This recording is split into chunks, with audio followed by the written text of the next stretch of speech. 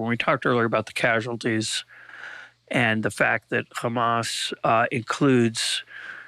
counts all casualties, civilian casualties, whether they're Hamas fighters or not, you actually documented in your story that the person, maybe it was you, who wanted to report that, was told you can't. It was censored because Hamas didn't want that revealed. Is that accurate?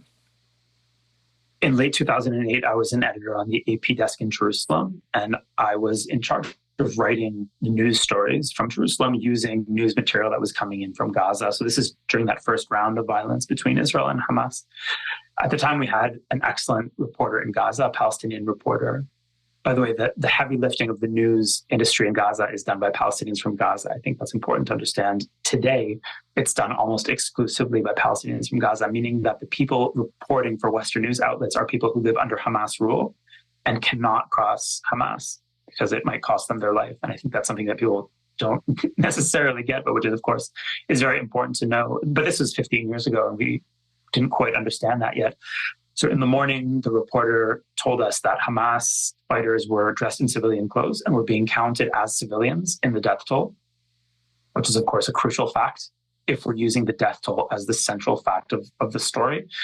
And then called back a few hours later and told me I had to remove that detail from the story.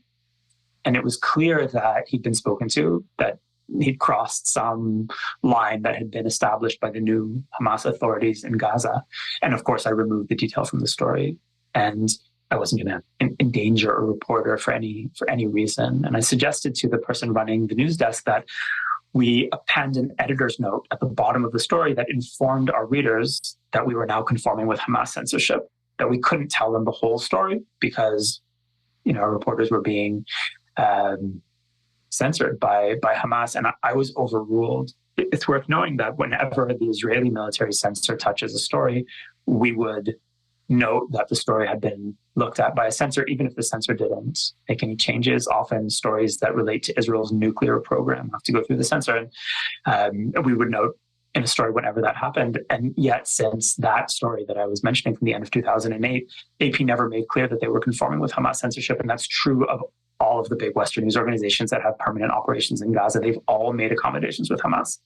They're all reporting and not reporting certain things, and they're not telling you what those things are. And I think that is maybe, the greatest ethical failing of the press in Gaza among many.